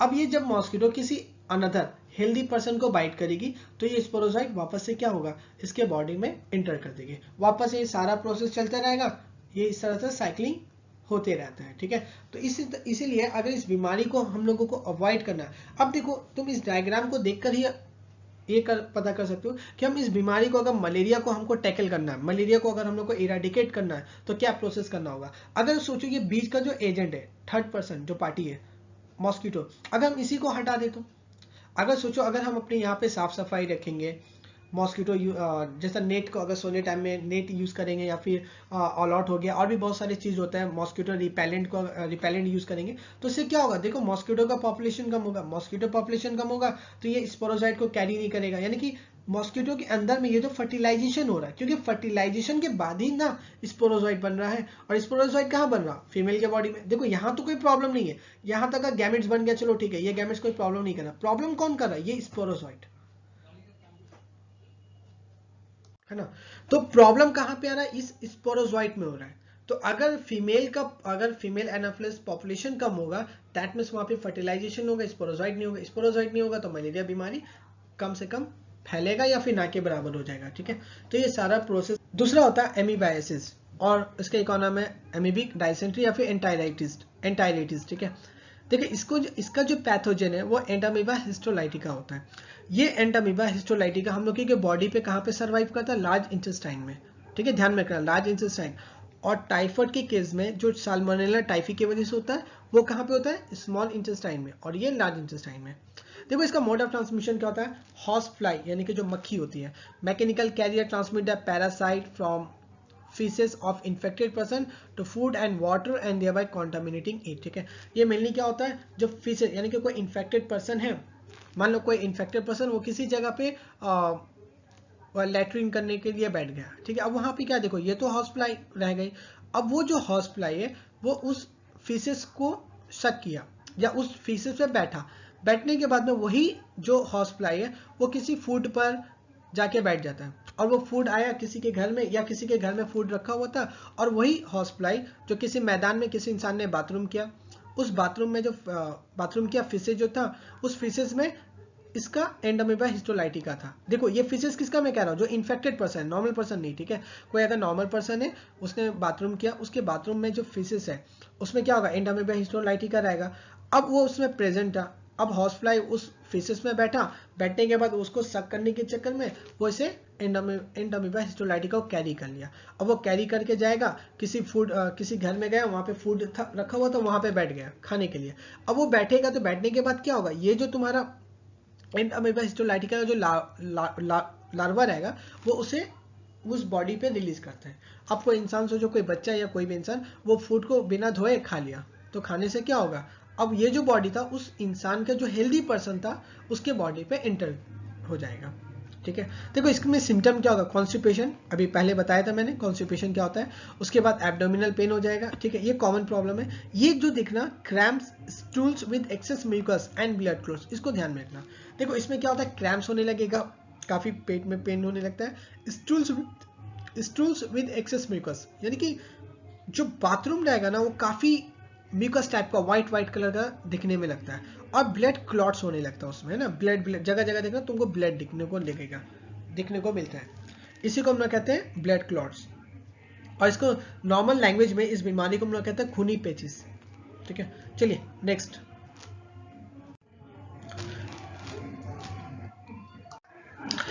नाउ अब देखो, अब दूसरा टाइप को जो स्टार्ट कर रहे हैं। देखो इससे पहले हम लोग बैक्टीरियल, वायरल, प्रोटोजोआ पढ़े, ठीक है, 3 ग्रुप का पढ़े। अब जो 4th ग्रुप आता है उसको हम लोग कहते हैं हेलमिंथ डिजीज। हेलमिंथ में जो पहला आएगा एस्कैरियासिस। देखो इसका जो पैथोजन होता है, पैथोजन ये होता है एस्कैरिस या फिर इंटेस्टाइनल पैरासाइट भी कहते हैं। ये मेनली इंटेस्टाइन में होता है। मोड ऑफ ट्रांसमिशन क्या होता है, ये soil, water, vegetables, fruits etcetera, इन सब जगह से ये ट्रांसमिट होता है। ठीक है, contaminated with faeces containing eggs of parasite. ठीक है, तो ये क्या होता है, मान के चलो कोई पर्सन है, उस इंसान को ये बीमारी हुआ एस्कैरियासिस। ठीक है, अब उस एस्कैरियासिस बीमारी में क्या होगा, उसकी बॉडी में एस्कैरिस प्रेजेंट है। अब वो किसी जगह पे बाथरूम करने गए। ठीक है, जैसे एक एग्जांपल मैं आपको बता रहा हूँ पिग का। ठीक है, पिग आप जानते हो कि एक जानवर है। ये क्या करता है, मान के चलो किसी खुले जगह पे कोई इंसान बाथरूम किया, वो इंसान इन्फेक्टेड था। ठीक है, उसके बॉडी में ये एस्कैरियस था, वो बाथरूम किया। और पिग एक ऐसा जानवर होता है जो आपका फिशेस को खाता है, इंसान का भी फिशेस खाता है और अपना भी फिशेस को खाता ही है, जो उनका वेस्ट प्रोडक्ट होता है। ठीक है, ये अपना भी खाता है, इंसान का भी वेस्ट प्रोडक्ट को खाता ही है। अब मान के चलो कोई इंसान किसी खेत में जाके बाथरूम किया, बाथरूम करने के बाद उसका जो फिशेस था वो पिग आया और उस वेस्ट प्रोडक्ट को खा लिया। अब खाने के बाद आप देखना बहुत सारे लोग होते हैं पूरे वर्ल्ड वाइड में, ये इस पिग को खाते हैं लोग। ठीक है, बहुत शौक से खाते हैं।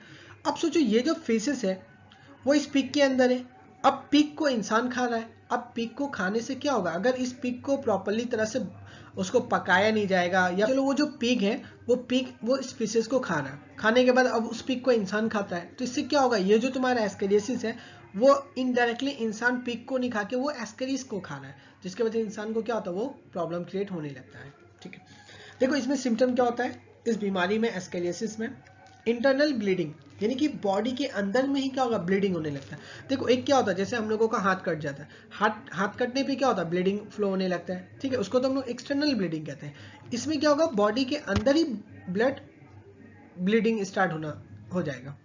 फिर मस्कुलर पेन, मसल्स में पेन होने लगता है, फीवर आ जाएगा, एनीमिया हो जाएगा, ब्लड में कमी होने लगता है, and blockage of intestinal passage, जो इंटेस्टाइन का पैसेज होगा उसको ये ब्लॉक कर देता है। ठीक है, तो ये था हम लोगों का हेलमिंथ डिजीज के बारे में। एलिफेंटाइसिस, ठीक है, फिलारियासिस या फिर एलिफेंटाइसिस, इसका जो पैथोजन होता है वो फिलारियल वर्म्स या फिर बुस्चेरिया।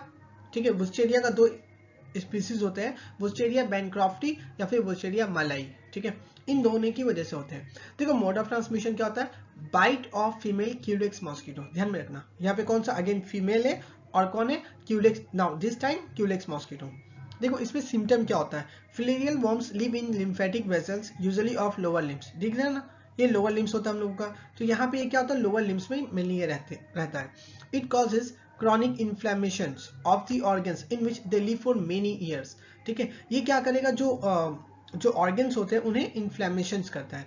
लिम्स एंड जेनिटल ऑर्गन्स में बी डिफॉर्म। देखो यहाँ पे ये लिम्स हो गया, ये जेनिटल ऑर्गन हो गया। ठीक है, ये क्या कर रहा है, लिम्स और जेनिटल ऑर्गन दोनों ही को क्या कर रहा है, डिफॉर्म कर दे रहा है। दैट मीन्स इसका जो शेप है वो नॉर्मल शेप से एबनॉर्मल शेप कर देता है। ठीक है, तो ये बीमारी होता है जिसमें लेग जो होता है वो काफी ज्यादा फूल जाता है, नॉर्मल से काफी ज्यादा एबनॉर्मल लेग हो जाता है। ठीक है, इसी को हम लोग कहते हैं फिलारियासिस। नेक्स्ट, अब हम लोग पढ़ते हैं फंगल डिजीज। ठीक है, अब ये 5th टाइप हो गया। पहले हम लोग बैक्टीरिया पढ़ चुके थे, उसके बाद वायरस के बारे में पढ़े, वायरस से कौन कौन सा डिजीज होता है। फिर हम लोगों ने प्रोटोजोआ के बारे में पढ़े कि कौन सा डिजीज होता है। फिर उसके बाद पढ़े हम लोगों ने हेलमिंथ डिजीज कि हेलमिंथ में कौन कौन सा डिजीज होता है।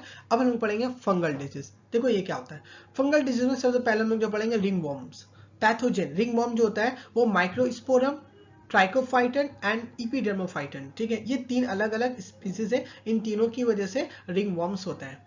क्या होता है इसमें, they are seen in growing between the toes. ठीक है, ये जो 2 पैर के जो उंगलियों के बीच में है ना, जो हम लोग का लोअर लिम्ब जो लेग का जो अंगूठा होता है, दो फिंगर के बीच में, दो टॉयज के बीच में, ये तुम्हें एक तरह का ग्रोइन टाइप का देखा, व्हाइट कलर का तुमको मिलता है देखने में।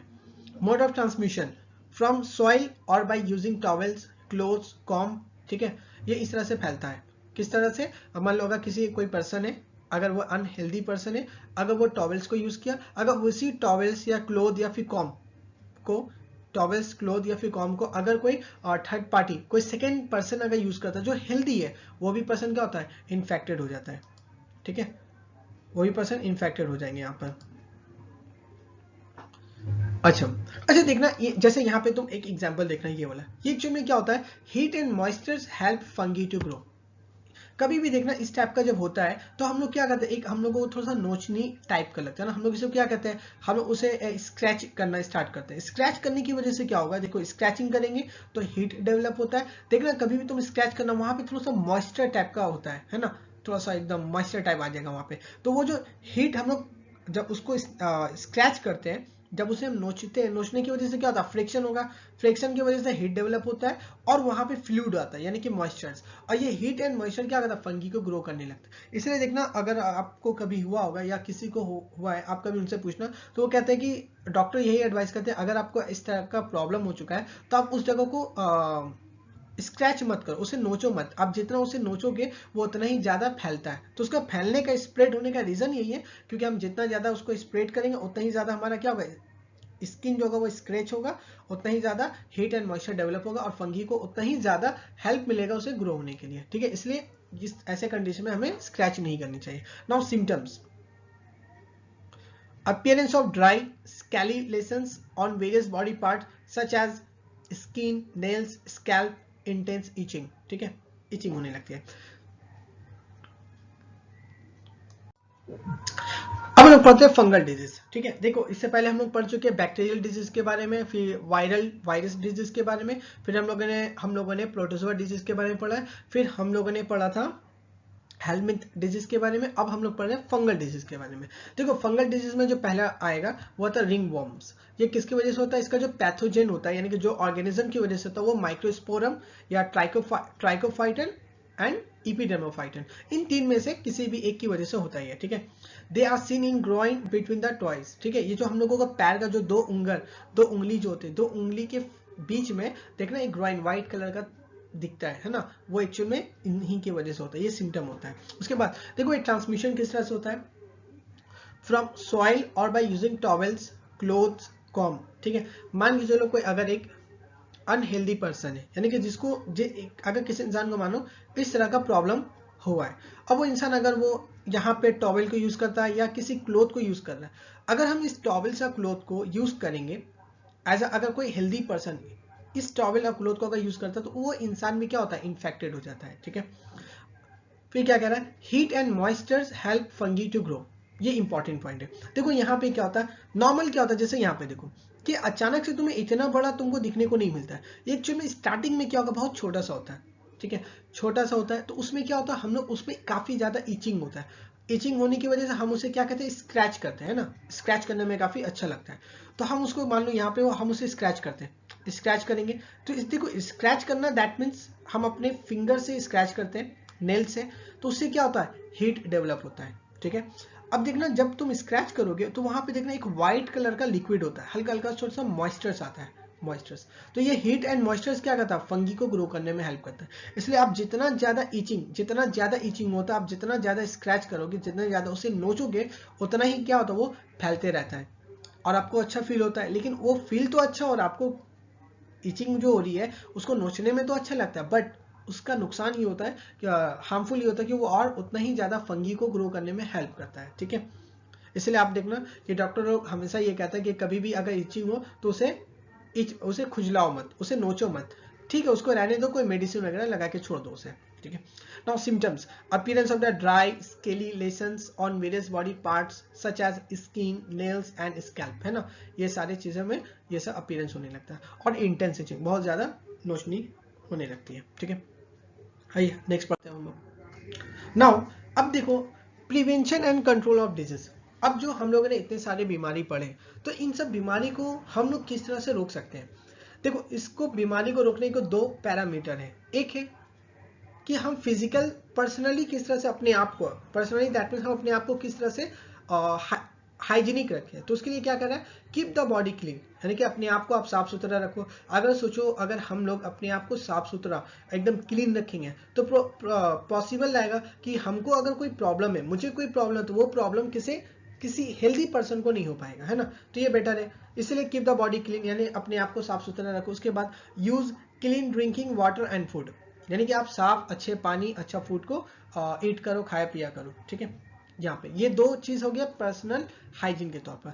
अब एक होता है पब्लिक हाइजीन। चलो ठीक है, हम तो अपने आप को हाइजीन कर लिए, बट अगर हमारा सोसाइटी, हमारा समाज ही अगर अनहाइजीनिक हो जाए तब तो प्रॉब्लम क्या होगा। ऐसा खुद को पर्सनल हाइजीन करके अपने आप को हाइजीन करने के साथ साथ हमें अपने सोसाइटी को भी हाइजीन करना होगा, तब हम टोटली पूरी तरह से फुल पावरफुल पोटेंशियल के साथ हम इस तरह के डिजीज को टैकल कर पाएंगे। अब देखो पब्लिक हाइजीन के लिए हमें क्या करना होगा, proper disposal of waste and excreta, यानी कि जो भी वेस्ट चीजें होते हैं, जैसा कोई फूड हो गया बच गया, है ना, तो हम उसे क्या करते हैं, जहां तहां उसे फेंक देते हैं। ऐसे चीजों को नहीं करना। जैसा एक्सक्रिएटा हो गया, जैसे बहुत सारे इंसान जहां बाथरूम करने की एक पर्टिकुलर जगह होता है बट वो नहीं करते, जहां जगह रास्ते में जहां मिला वहां बैठ जाते हैं, तो उससे क्या होता है, प्रॉब्लम क्रिएट होगा, ठीक है। तो ऐसा नहीं करना है आपको। अगर जो वेस्ट है उसको प्रॉपर जगह पे आप उसे डिस्पोज करो। अगर एक्सक्रीएटर किसी को अगर मतलब फ्रेश होना है, वॉशरूम जाना, तो आपके घर में अगर वॉशरूम है वहां जाओ, या फिर कहीं भी अवेलेबल हो वहां पे करो, रास्ते में मत करो, ठीक है। ये हो गया पब्लिक हाइजीन। सेकेंड कहता है कि periodic cleaning and disinfection of water reservoirs, pools, cesspools and tanks, यानी कि ये जो वाटर रिजर्वायर, ये सब चीजों में क्या होना पड़ेगा, हमें उसे पीरियडिकल, यानी कि हमें टाइम टू टाइम हमें उसे क्लीन करना होगा और डिसइंफेक्शन को ऐड करना होगा, ताकि डिसइंफेक्शन की वजह से क्या कोई भी माइक्रोब्स वहां पे ग्रो ना कर पाए। Avoid contact with infected persons और their belonging to control airborne disease. देखो अगर कोई इंसान इन्फेक्टेड है तो बेटर है वो अपने आप को प्रिवेंट करे, अपने आप को ज्यादा दोस्त लोगों के साथ में या किसी अननोन पर्सन के साथ में ज्यादा घुल मिल ना करे, अपने आप को कोशिश करे आइसोलेट करके रखे जहां तक पॉसिबल हो, ठीक है। आइसोलेट होने से क्या होगा, बीमारी दूसरे तक स्प्रेड नहीं हो पाएगा। उसी तरह से अगर कोई हेल्दी पर्सन है तो वो कोशिश करे कि कम से कम जो अनहेल्दी पर्सन है उससे थोड़ी सी डिस्टेंस बनाकर हम लोग अपनी बातचीत जो भी करना वो काम करें हम लोग, तो इससे क्या होगा, हम लोग टेकल कर पाएंगे। और फोर्थ पॉइंट कहता है कि standard practices of hygiene in public catering, ठीक है, यानी कि पब्लिक गैदरिंग या कैटरिंग में हम लोग को क्या होगा, एक पर्सनल हाइजीन प्रैक्टिस करना होगा। तो इन सब करने से क्या होगा, हमारा पब्लिक हाइजीनिक, यानी हमारा जो समाज है वो एक तरह से हाइजीनिक हो जाएगा। और यहाँ पे पर्सनल हाइजीन भी करना है और पब्लिक हाइजीन भी करना है। इन दोनों को जब हम लोग करेंगे तो इससे क्या होगा, हम लोग डिजीज को फुल पोटेंशियल के साथ उससे फाइट कर सकते हैं। Now control and eliminate factors like mosquitoes and their breeding places by the following method। देखो अभी हम लोगों ने देखा ना बहुत सारे वेक्टर होता है, जैसे कि मॉस्किटोज का फीमेल क्यूलेस मॉस्किटो से अभी हम लोगों ने देखा एक प्रॉब्लम क्रिएट होता है। फिर हम लोगों ने देखा था कि प्रोटोजोआ है प्लाज्मोडियम, है ना, प्लाज्मोडियम को कैरी कौन करता है, फीमेल एनाफिलिस मॉस्किटो। तो ये मॉस्किटो भी एक तरह का प्रॉब्लम क्रिएट कर रहा है। तो हम क्यों ना जो मॉस्किटो का जो लार्वा होता है, जो ब्रीडिंग प्लेस है, हम उसको किस तरह से मेंटेन करें कि मॉस्किटो का पॉपुलेशन को हम लोग कम से कम कर दें। देखो तो उसमें क्या कह रहा है, किस तरह से हम लोग इनको मेंटेन कर सकते हैं।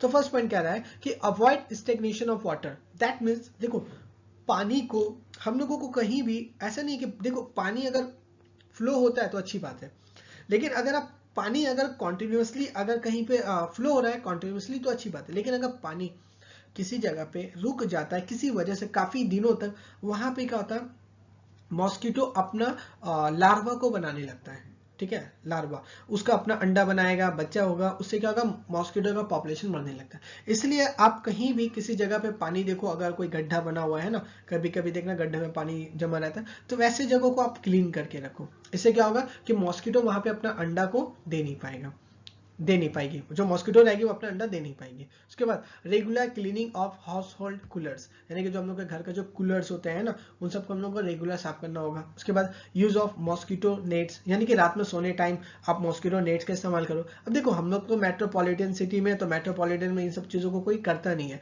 बट अगर गाँव साइड में जाना तो देखना वहां आज भी लोग मॉस्किटो नेट्स का यूज करते हैं। उसके बाद इंट्रोड्यूस लार्विवोरस फिशेस लाइक गैम्बुजिया इन पॉन्ड्स। आप देखना जो तालाब साइड में होते हैं वहां पे देखना आपको मच्छर ज्यादा मिलेंगे, मॉस्किटो, ठीक है। तो अगर ऐसा तालाब जहां पे आपको मॉस्किटो ज्यादा दिखता है तो वहां पे एक मछली होता है जिसका नाम होता है गैम्बोसिया। इस मछली को अगर हम उस पॉन्ड में इंट्रोड्यूस कर देंगे तो ये मछली क्या करती है, ये जो मॉस्किटो का, ठीक है, जो भी मॉस्किटो चाहे फीमेल एनाफिलस या क्यूलेक्स मॉस्किटो, तो ये क्या करती है उस मछली का जो लार्वा होता है उस लार्वा को ये ईट कर लेती है, ईटिंग कर लेती है, जिसकी वजह से वो लार्वा को खा ली, उसके फर्दर वो डेवलप नहीं हो पाता है। तो इस तरह से हम लोग मॉस्किटो को हम लोग इरेडिकेट कर सकते हैं इस मछली के हेल्प से। Now next point, spraying the insecticide in ditches, drainage and swamp, ठीक है। इन सब जगहों पे हम लोग को क्या करना पड़ेगा, इंसेक्टिसाइड को डालना होगा ताकि जो भी छोटा मोटा जो कीड़े मकोड़े होते हैं उन सबको ये खत्म करते हैं। Next, doors and windows should be provided with wire mesh to prevent entry of mosquitoes। यानी कि हम अपने doors and windows में इस तरह का वायर टाइप का मेश, यानी कि वायर टाइप का एक नेटवर्क बना के रखें ताकि मॉस्किटोज क्या हो, आसानी से अंदर नहीं आ पाए, ठीक है।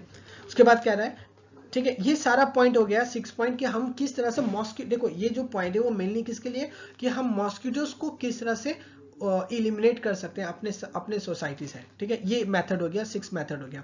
उसके बाद this precautions can avoid vector borne disease like malaria, filariasis, dengue and chikungunya. तो अगर हम ये मेथड को अप्लाई करेंगे, जस्ट ये मेथड को, ये जो 6 मेथड है, अगर इस प्रोसेस को हम लोग अप्लाई करेंगे तो इसकी वजह से हम लोग मलेरिया से बच सकते हैं, फिलारियासिस से, डेंगू से एंड चिकनगुनिया। आपको पता होगा हर साल अपने इंडिया ही में लाखों लोग मलेरिया, फिलारियासिस इस तरह के बीमारी से लोग मर जाते हैं, ठीक है। और वर्ल्ड वाइड में तो और भी लाखों लोग मरते हैं पूरे वर्ल्ड वाइड में। अपनी इंडिया में हजारों तादाद में, लाखों की तादाद में लोग हर साल लोग इस बीमारी के लपेट में आ जाते हैं। तो इससे बचने के लिए ये मेथड को हम लोगों को अपनाना होगा, ठीक है। आई बात नहीं समझ में? चलिए अब आगे की तरफ बढ़ते हैं।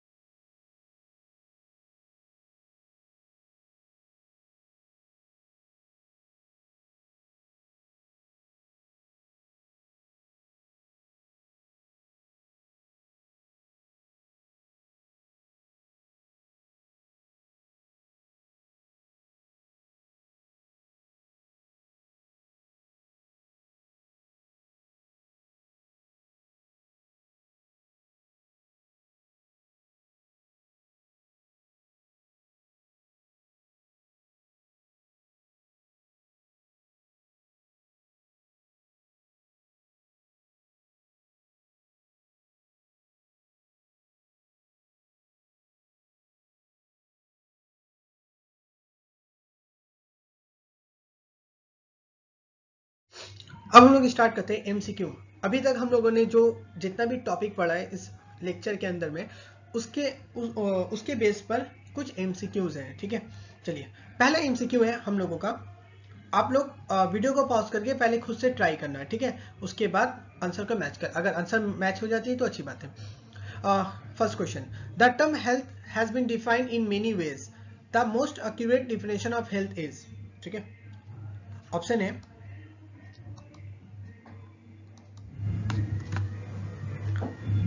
health is a state of body and mind in a balanced condition. Health is a reflection of a smiling face. Health is a state of complete physical, mental and social well-being. Health is a symbol of economic prosperity. So right answer क्या होगा, देखो हम लोगों को यहाँ का जो right answer है वो option C, option C is the right answer. ठीक है, क्यों? देखो हेल्थ क्या होता है, हेल्थ जब एक इंसान physically mentally and socially wellbeing होगा तभी तो हम उसे हेल्दी पर्सन कहते हैं। ठीक है, नेक्स्ट क्वेश्चन, ये नीट फेज 2 2016 का क्वेश्चन है। Which of the following states of disease is caused by bacteria? और ऑप्शन है ये tetanus, mumps, herpes and influenza, cholera and tetanus, typhoid and smallpox. ठीक है, इनमें से कौन सा बैक्टीरिया से होता है? ठीक है, याद रखना बैक्टीरिया कह रहे हैं यहाँ पे। देखो तो हम लोगों को यहाँ का जो राइट आंसर होगा वो राइट आंसर हो जाएगा आपका ऑप्शन, ठीक है, so option C is the right answer. Option C क्यों राइट आंसर होगा? देखो ये जो टेटनस होता है ये बैक्टीरिया से होता है, लेकिन मम्स एक वायरल डिजीज है, हर्पेस भी एक ये सेक्सुअल ट्रांसमिटेड डिजीज होता है, ये भी वायरस से होता है। इन्फ्लुएंजा हम लोग पढ़े थे, ये वायरस से होता है, ये भी इन्फ्लुएंजा भी क्या होता है, हेमोफिलस इन्फ्लुएंजा। ठीक है, एक तरह का बैक्टीरियल डिजीज होते हैं। उसके बाद देखना आप कोलेरा, ये भी बैक्टीरिया है, ये भी बैक्टीरिया से होता है। टाइफाइड हम लोग पढ़े हैं कि टाइफाइड बैक्टीरिया से होता है, साल्मोनेला टाइफी। और स्मॉल पॉक्स जो होगा, The organisms that cause disease in plants and animals are called, यानी कि इनमें से जो ऑर्गेनिज्म प्लांट और एनिमल्स में जो डिजीज करता है उसे हम लोग क्या कहते हैं? ऑप्शन है वेक्टर्स, पैथोजेंस, वर्म्स या इंसेक्ट। ठीक है, तो हम लोगों का जो राइट आंसर होगा वो ऑप्शन बी, क्योंकि जो पैथोजेंस होता है यही वेक्टर डिजीज करता है और पैथोजेन करता है। ठीक है, ठीक है, पैथोजेंस। वेक्टर क्या करता है? वेक्टर का काम है एक जगह से दूसरे का कैरी करना, बट ये डिजीज नहीं, ये इसका काम है कैरियर करना, कैरी करता है जस्ट। पैथोजेन क्या करता है? डिजीज कॉज ऑर्गेनिजम्स होते हैं। ठीक है, so option B is the right answer. Next question, the chemical test that is used for diagnosis of typhoid. ठीक है, टाइफाइड के लिए हम लोग कौन सा टेस्ट करते हैं? और ऑप्शन है ELISA test, ESR test, PCR test या फिर वाइडल टेस्ट। तो देखना राइट आंसर क्या होगा हम लोगों का, यहाँ का राइट आंसर जो होगा वो ऑप्शन डी। ठीक है, वाइडल टेस्ट, क्योंकि जो एलिजा टेस्ट होता है वो हम लोग एड्स के लिए करते हैं। ठीक है, ESR अलग है, और PCR हम लोग DNA के एम्पलीफिकेशन के लिए करते हैं हम लोग। ठीक है, so right answer is option D. Next question, diseases are broadly grouped into infectious and non-infectious disease. In the list given below, identify the infectious disease: cancer, influenza, allergy and small pox. In 4 disease में से हमें वो disease को find out करना जो infectious होते हैं। और ऑप्शन है ये 1 into that mean cancer and influenza. देखो कैंसर हम लोग पढ़े थे, ये नॉन कम्युनिकेबल डिजीज है, नॉन इन्फेक्शियस डिजीज है। ठीक है, उसके बाद influenza, allergy and small pox. देखो ये वायरस से होता है, तो ऑब्वियसली सी बात है, अगर वायरस हो रहा तो ये क्या होगा, स्प्रेड होगा पर्सन टू पर्सन। उसी तरह से एलर्जी, अगर एक पर्सन को एलर्जी होता है दूसरे को नहीं हो सकता, तो ये नॉन कम्युनिकेबल है, ये भी नॉन कम्युनिकेबल है। और ये जो 2 और 4 में जो ऑप्शन है इन्फ्लुएंजा एंड स्मॉल पॉक्स, ये दोनों का दोनों कैसा होता है आपका कम्युनिकेबल डिजीज, यानी कि पर्सन टू पर्सन फैलता है ये। ठीक है, so right answer 2 and 4 that means option D.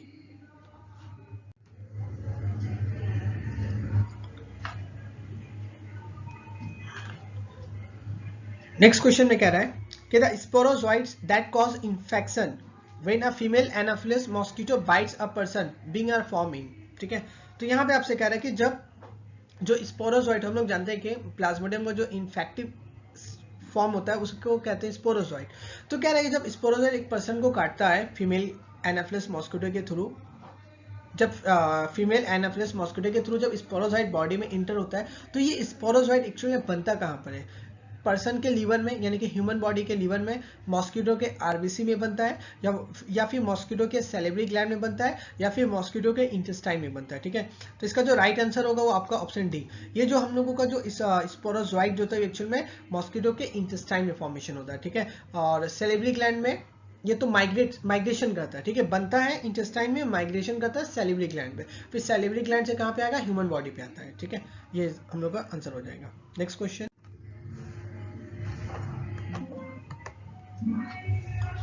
The disease chikungunya is transmitted by. ठीक है, देखो यहाँ पे कह रहा है चिकनगुनिया किससे होता है, horse fly, Aedes mosquito, cockroach या फीमेल एनाफिलिस। देखो फीमेल एनाफिलिस से क्या होता है, फीमेल एनाफिलिस से मलेरिया होता है, कॉकरोच इस तरह का कोई मलेरिया या कोई फीवर स्प्रेड नहीं करता है।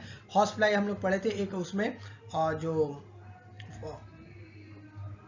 ठीक है, तो हम लोगों का यहाँ जो राइट आंसर है वो ऑप्शन बी, ठीक है, एड्स मॉस्किटो होता है।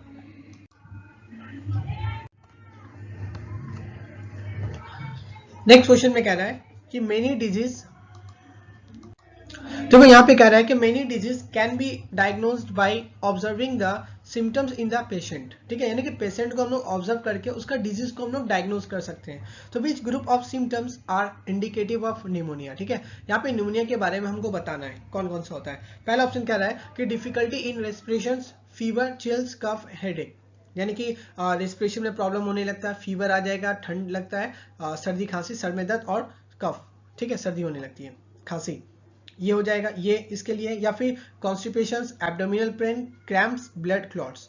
देखो ये ऑप्शन भी तो होगा नहीं, ऑप्शन भी इसलिए नहीं होगा क्योंकि यहाँ पे क्या कह रहा है, क्रैम्प्स एंड ब्लड क्लॉट्स, ये जो होता है ये हम लोग को एक्चुअल में इसमें होता है एमीबायसिस में होता है, ठीक है, ये तो होगा नहीं। उसके बाद देखो नेक्स्ट कह रहा है nasal congestions and discharge, cough, sore throat and headache, इस तरह का देखना जो होता है हम लोग को एक्चुअल में कॉमन कोल्ड में होता है, तो ऑप्शन सी भी नहीं होगा। उसके बाद कह रहा है डी में high fever, weakness, stomach pain, loss of appetite and constipation, ये जो एक्चुअल में होता है ये टाइफाइड में होता है, ठीक है, तो ये भी ऑप्शन नहीं होगा, ये भी नहीं होगा क्योंकि ये टाइफाइड का सिम्टम है। तो बचे एक ही option, that mean option A, तो option A is the right answer, ठीक है, ऑप्शन ए।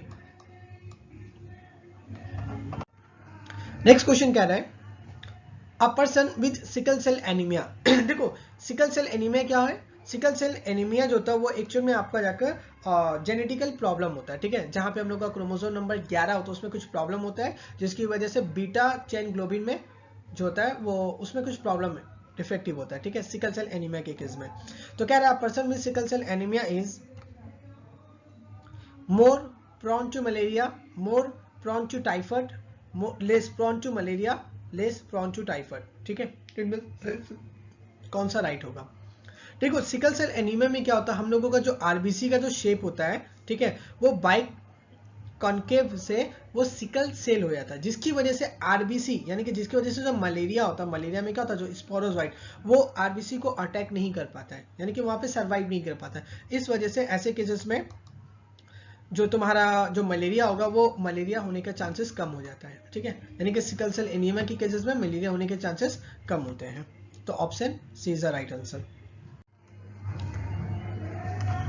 नेक्स्ट क्वेश्चन में कह रहा है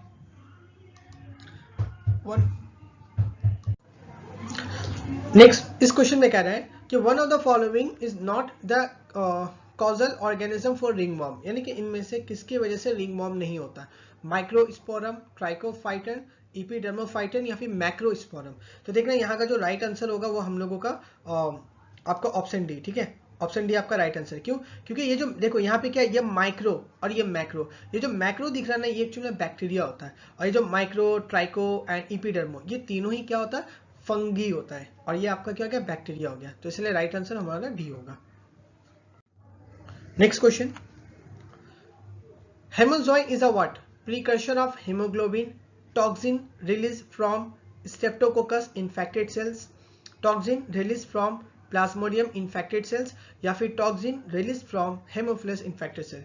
देखो ये दोनों ऑप्शन तो होगा नहीं, ऑप्शन बी और ऑप्शन डी भी नहीं होगा। क्यों नहीं होगा, क्योंकि यहाँ पे हेमोफिलस के बारे में मेंशन है, ये स्ट्रेप्टोकोकस, ये तो होगा नहीं, क्योंकि हम लोग जानते हैं हेमोजोइन प्लाज्मोडियम से रिलेटेड है, स्ट्रेप्टोकोकस बैक्टीरिया है, हेमोफिलस भी बैक्टीरिया है, तो ये तो होगा नहीं। अब बचे दो ऑप्शन, प्रीकर्सर ऑफ हेमोग्लोबिन है या फिर toxin release from the Plasmodium infected cells. ये एक्चुअल में राइट आंसर हमारा सी होगा, ठीक है, राइट आंसर हमारा सी। क्यों होगा, क्योंकि देखो जब प्लाज्मोडियम सेल्स को इन्फेक्ट करता है, अब प्लाज्मोडियम किसे इन्फेक्ट करता है, आरबीसी, तो जब प्लाज्मोडियम रेड ब्लड सेल्स को जब प्लाज्मोडियम आरबीसी सेल को इन्फेक्ट करता है तभी एक टॉक्सिन को रिलीज करता है, जिसको हम लोग क्या कहते हैं, हेमोजोइन कहते हैं। Now next, what is the one thing that is common between the common cold and pneumonia, ठीक है, common cold and pneumonia में क्या चीजें कॉमन होती है, ठीक है, इन दोनों में क्या कॉमन है। देखो both are caused by same pathogen, नहीं ये तो ऑप्शन नहीं होगा। क्यों, क्योंकि देखो जो कॉमन कोल्ड होता है वो राइनोवायरस से होता है, और जो निमोनिया होता है वो डिप्लोकोकस या फिर हेमोफिलस इन्फ्लुएंजा से होता है, ठीक है, तो ये तो ऑप्शन नहीं होगा। Both are caused by the same vector ना, दोनों का वेक्टर भी सेम होते हैं, डिफरेंट होते हैं। और both are caused by the droplet infection, हाँ ये सही है, क्योंकि दोनों क्या होता है, ड्रॉपलेट के थ्रू ट्रांसमिशन शो करता है। बोथ आर इनक्यूरेबल, यानी कि क्या दोनों को हम लोग ठीक नहीं कर सकते, नहीं, दोनों ही क्यूरेबल डिजीज है। सो राइट आंसर जो हम लोगों का यहाँ पे आएगा वो आपका option C, option C is the right answer. Next question कह रहा है कि plasmodium is a bacteria, protozoa, virus या फंगी। देखो प्लाज्मोडियम क्या, प्लाज्मोडियम जो तो एक्चुअली प्रोटोजोआ आता है, ठीक है, तो राइट आंसर क्या होगा हमारा, option B. Next question, malaria is caused by which species of plasmodium. तो प्लाज्मोडियम के कौन से स्पीसीज की वजह से मलेरिया होता है, और ऑप्शन ही है Plasmodium vivax, Plasmodium malaria, Plasmodium falciparum. तो देखो इसका जो राइट आंसर है वो ऑप्शन डी। एक्चुअली जो मलेरिया होता है ना, ये जो मलेरिया एक्चुअली में तीनों ही करता है, वाइवेक्स भी करता है, मलेरिया क्या करता है, फैल्सिपेरम, डिफरेंट डिफरेंट टाइप का मलेरिया करता है, ठीक है। नेक्स्ट क्वेश्चन है, the plasmodium parasite reproduces in liver by and in blood by, ठीक है। तो यहाँ पे कह रहा है कि plasmodium parasite reproduce in liver by, तो लीवर में क्या करता है एंड ब्लड में किस तरह से करता है। देखो हम लोग पढ़े थे कि जब स्पोरोजोइट ह्यूमन बॉडी में आता है सबसे पहले, और लीवर में जाके वहां पे क्या शो करता है, वो असेक्सुअल रिप्रोडक्शन को शो करता है, ठीक है। उसके बाद वो ब्लड में जाएगा, आरबीसी में जाके सेक्सुअल रिप्रोडक्शन करता है और गैमेट्स फॉर्मेशन करता है, ठीक है। तो राइट आंसर हमारा कौन सा हो जाएगा, ऑप्शन बी। तो option B is the right answer, ठीक है। असेक्सुअल रिप्रोडक्शन लीवर में करता है और सेक्सुअल रिप्रोडक्शन ब्लड में करता है, ठीक है, ब्लड मतलब आरबीसी में करता है। नेक्स्ट क्वेश्चन यहाँ पे कह रहा है आपसे, in malaria fever and chills occur every 3 to 4 days due to rupture of RBCs and release of which toxic substances, और ऑप्शन है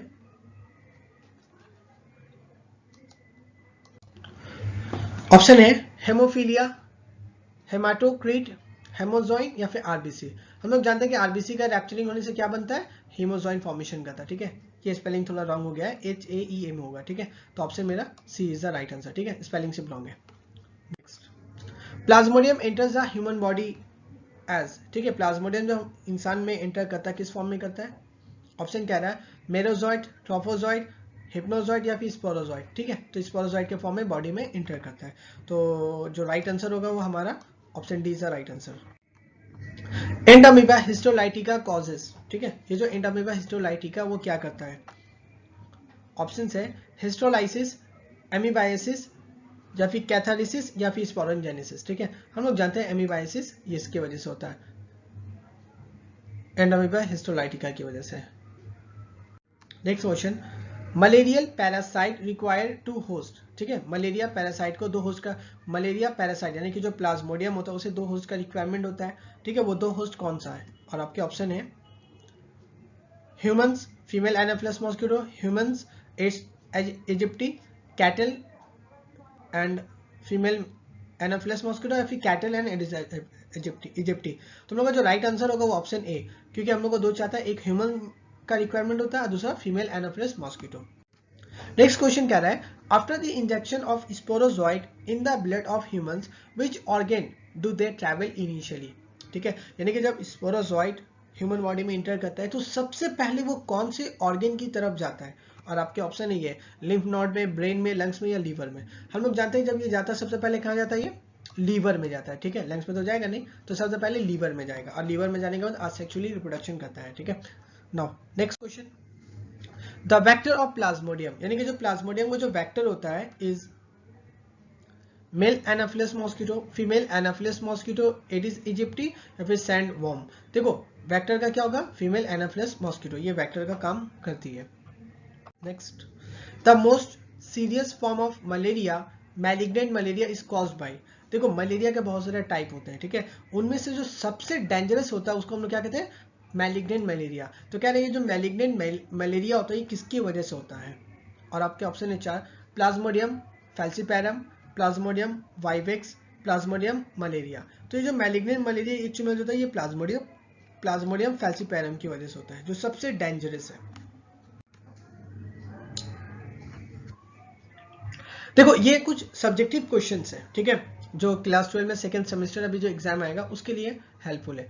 तो इसको राइट डाउन कर लेना आप लोग, ठीक है। 7 क्वेश्चन है, मैंने जितना भी पढ़ाया है वो उसी के अंदर का इनसाइट कुछ क्वेश्चन है, ठीक है। आंसर सारा आपको इसी में मिल जाएगा। क्या कह रहा है, write the factor which affect our health, ठीक है। हमारे हेल्थ को कौन कौन सा फैक्टर अफेक्ट करते हैं। हम लोगों ने देखा था कि हैबिट्स हो गया, खाने पीने का पैटर्न क्या है, ये सब चीज़ें फैक्टर होते हैं, ठीक है। जेनेटिकल प्रॉब्लम हो गया, या जेनेटिक्स हम लोग का जो होता है जीन का कॉन्स्टिट्यूशन, वो सारा हेल्थ को अफेक्ट करता है। उसके बाद कह रहा है कि डिफाइन करना है and difference between infectious and non infectious disease, ठीक है। तो यानी कि इन्फेक्शन नॉन इन्फेक्शन को डिफाइन करो और उसके बाद दोनों के बीच में डिफरेंस बता देना। फिर कह रहा है कि name the pathogen of typhoid, pneumonia, malaria, ringworms and ascariasis. ये इन सबका आपको क्या बताना है, सबका पैथोजेन बताना कि कौन किसकी वजह से होता है। टाइफाइड जैसे साल्मोनेला टाइफी की वजह से, निमोनिया होता है हम लोगों का, हेमोफिलस इन्फ्लुएंजा हो गया, मलेरिया प्लाज्मोडियम हो गया, रिंगवॉर्म है ना, रिंगवॉर्म हम लोग ने 3 पढ़ा था, ट्राइकोफाइटन, इपिडर्मोफाइटन और एस्केरियासिस, एस्केरियासिस यही वजह से होते हैं। फिर कह रहा है कि name the primary and secondary host of Plasmodium, ठीक है। तो प्राइमरी कौन होता है, फीमेल एनाफिलिस मॉस्किटो, और सेकेंडरी ह्यूमन बॉडी। चलो ये भी हो गया। फिर कह रहा है कि व्हाट, यहाँ पे यू आएगा, ठीक है। So what do you mean by haemozoin and sporozoite, ठीक है। यहाँ पे कह रहा है कि what do you mean by haemozoin and sporozoite से क्या मतलब है, तो इसको डिफाइन कर देना। जस्ट रैप्चरिंग ऑफ आरबीसी, जो टॉक्सिन केमिकल सेक्शन रिलीज होता है उसी को हीमोजॉइन कहते हैं, ठीक है। स्पोरोजॉइड जो फीमेल एनाफिल जो मॉस्किटो के स्टमक में बनता है उसी को स्पोरोजॉइड कह देंगे।